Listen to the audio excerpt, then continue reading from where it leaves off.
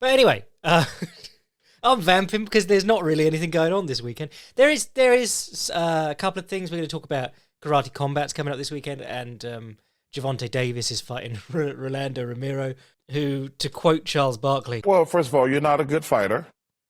But let's start with last week's Karate Combat, because it might have been 2 weeks now, but I watched the whole thing because I'm sort of Twitter friends with the guy who owns it. So I haven't worked up the courage to ask him, what's the deal, money laundering wise? But I wrote something about them back in the day. I think they've been around for 3 years, but it must be more because I've been independent for a number of years. And I remember writing about Karate Combat at Fightland. But in that, I was just like, God, this is awful. And returning to it after a while off, it's actually pretty fun. I think the danger with... I think not the danger, but the story with anything in the fight space is that it's so hard to make a profitable event and keep things running for any length of time, that especially if you start bringing in like your own rule set, your own sub-sport, basically, it's very hard to do. And if you make any innovations, those are not... their impact on the fight or the competition, whatever, aren't going to be permanent. So to put it like in a negative way, in a positive way, the sloped sides of the pit in the first few Karate Combat events really just made the action worse. And the ground and pound rules were shit, and the takedown rules were shit. And they as the guys who are competing have sort of played more into that and built on it, the fact that they didn't abandon it has allowed it to actually shine as one of the interesting elements of this competition.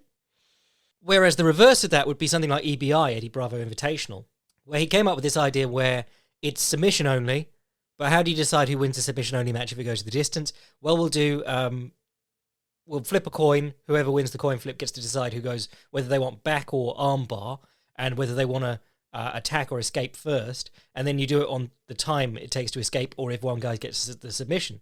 And that made for really exciting events for the first few. And then as people sort of learned and progressed, they became less exciting. It became more like guys were just surviving the full period of the match with the intention of winning on escapes in the overtime. But it's just interesting to see, because bringing in a new idea is not necessarily shit or good. It really needs to play out over time. So to bring it back to Karate Combat, the pit that they fight in, actually pretty interesting. And I think it was 5 bouts on this card, and 4 of them, this is last week's cards, Levine versus Igor or something or other, 4 of them did cool stuff off the, I want to say, wall slope of the pit. In the main event, the knockout happened on the pit, basically. But there were a few good ones throughout. Like, a guy picked his opponent up. It was sort of a body lock, double leg pickup. You're not actually allowed to double leg low. It has to be like how there is also sort of a double leg in Greco-Roman, in that if you move in low and you come up on the waist, nothing below the hips, you can still pick him up by that. So it's sort of that, but then he picked him up and he ran and bounced off the slope with his legs, parkour style, and slammed him, which I thought was dope, but I also went, oh, don't spike yourself on your head doing that. There was another one, there was 2 ladies fighting, and they were, one of them was starting to get the edge on the other, starting to land good punches and hurt the other one. And the other one reeled backwards, and as she went back, she leaned her back into the sloped side of the pit and tried to do a double front kick to the face. The old Sosokugeri. The last time I got to talk about Sosokugeri was writing that article about those kangaroos fighting back at Fightland. Sosokugeri is a bullshit karate technique where you kick simultaneously with both legs. And the way you'll have seen it in like pictures is the butterfly kick, where you kick one person on your right and one person on your left. But Shigeru Igami was like, but I used to be able to do a double front kick with both legs to the front, which obviously kangaroos can do because they stand on their tail. That's what we need. We need like Dr. Octopus style attached tails for a karate fight. That'd be awesome. Or maybe we could just like work those pogo stilt things. Get a big one of those and put it like on a belt and strap it to someone's lower back. And then you can lean back into it. And there's a double-edged thing to that, because you could lean back into it to throw a double front kick with your legs. But if you lean back from punches, and the opponent keeps punching, it's going to rebound you back into their punches. So whoever's funding Karate Combat, give me that money. I've got shit ideas that'll make for fun fights. Bruh. But it did also demonstrate sort of the flaws of the pit and why the Yama pit was such a disaster, which was the first combat sports thing to do the pit sort of layout. And the Yama, they were like, oh, well, if we add slopes, it'll be like there's higher ground and lower ground. Give up, Anakin, I have the higher ground. Which is an interesting idea.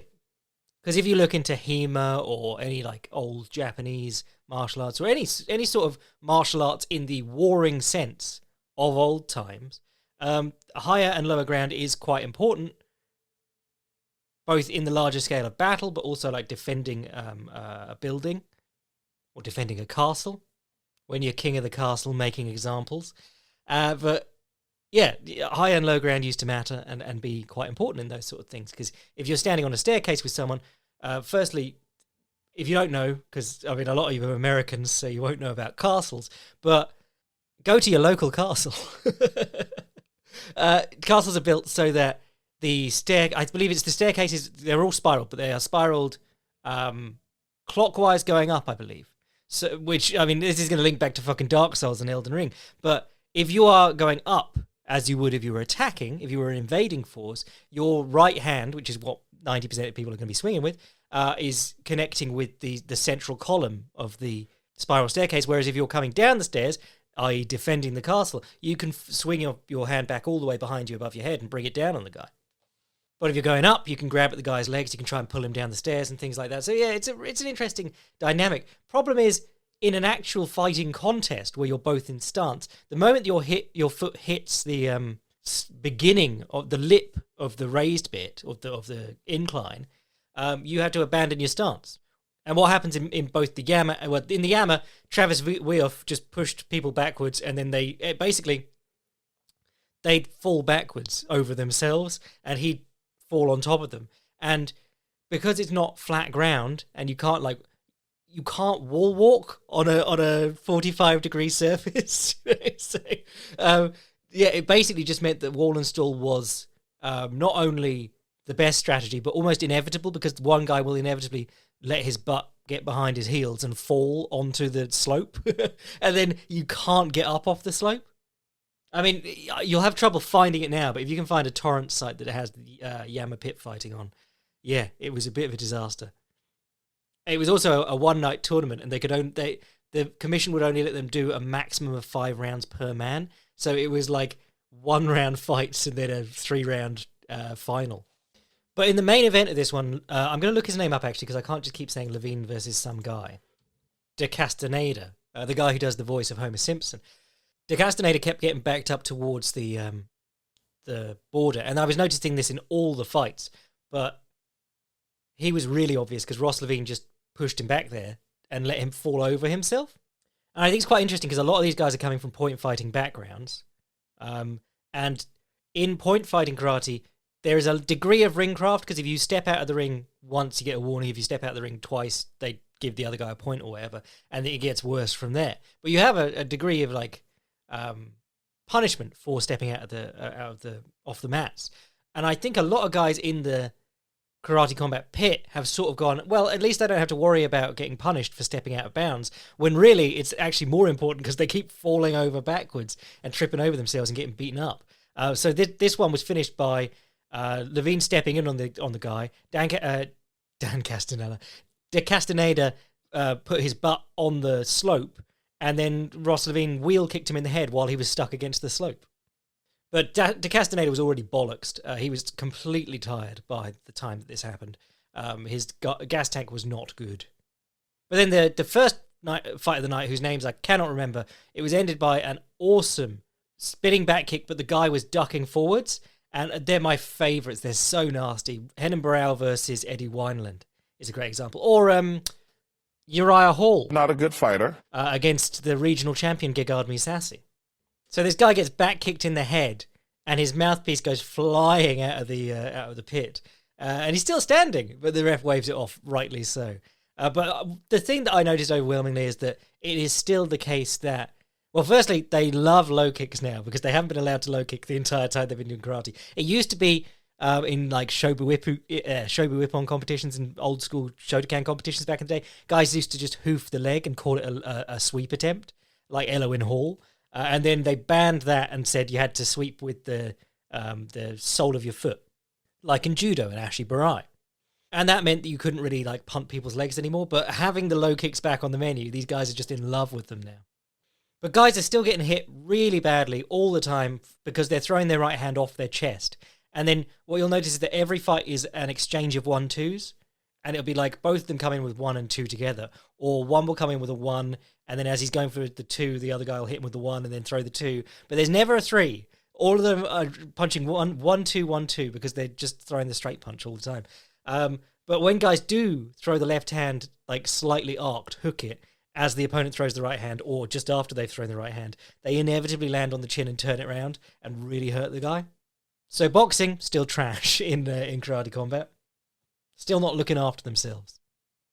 In terms of presentation, I actually really like what they've done with it. They've just leaned into being silly, like they did during the pandemic. They were just doing crazy backdrops and stuff, and they got a good budget on the old CGI and special effects. And they got Bas Rutten, and I'll be honest, Bas Rutten not getting on my nerves as much as he used to, because for a long time when he was in like WSOF and things, he really was phoning it in. You got the sense that he hadn't watched any MMA in forever and was still commentating on it. But nowadays, in Karate Combat, I feel like he knows that it's hammy. He's hamming it up, and he's saying things like open stance situation and bladed stance and things that you just didn't really hear him saying back in the day. And not just going to the liver over and over again. And they're doing their bits, like their skits and stuff, which I always found cringe and pride. I remember everyone hated Jerry Millen, because Bas Rutten was like, Jerry Millen fired Stephen Quadros, did this, that, and the other. And then one of Bass's main sticking points was that he stopped them doing skits. And everyone on Sherdog on that thread back in the day, it was like 2005, 6. Everyone was like, oh my God, I can't believe they took your skits away. And I was just like, the skits are terrible, guys. They're cringe. Of course, cringe didn't exist at the time. I invented it. You know when you think about things in the past and you're like, oh, I wish I'd said that at the time. I wish I'd said... Bruh. So anyway, otherwise, yeah, pretty fun. I would recommend that you watch Karate Combat. They've got another one coming up this weekend, and I don't know what weight class, but one of their champions is fighting, and I just noticed that they put him in a... Oh, the other thing is that, like, one of the things I love about the presentation, gi, pants, and black belt, but no top. So it is just like Street Fighter back in the day. Well, maybe not the torn-off sleeves of the gi, like Andy Hugley used to wear to the ring. But it's old school like that. It's sort of that old 80s action movie / video game beat-em-up style aesthetic, and I really like it. I do like to look around the outside and see who their sponsors are, because it's always interesting. You know, the UFC is absolutely coated in sponsors, even though they're not letting their fighters have any of them. But and even Bellator is actually, but one had 4 sponsors on their entire cage in their last event, which was very interesting, because so much of their budget, so much of the money in their books is written off as like barter and bargaining and shit. You know, it's in a really weird area that they claim to make all their money, which includes sponsors. Read the Paul Gift article. I'm not a what are they called? Money wanker. I'm not a money wanker.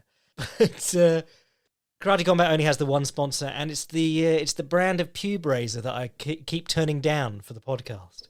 Maybe if I did take that money, I could start my own ridiculous promotion. It's called Pat Barry FC, and we focus entirely on... So yeah, cautious plug for Karate Combat. I enjoyed it. Wouldn't have watched it if there was any MMA going on, but it's good enough. It keeps my bloodlust happy, and also it's aesthetically, it's very pleasing. It's cool. It's like watching, Tekken in real life. And the standard's getting better than it was.